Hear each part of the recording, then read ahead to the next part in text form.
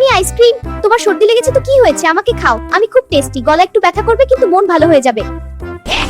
Ice cream খাও, আমরা তোমার আরো শক্তিশালী বানাবো, আমরা তোমাকে আরো অসুস্থ করে দেব।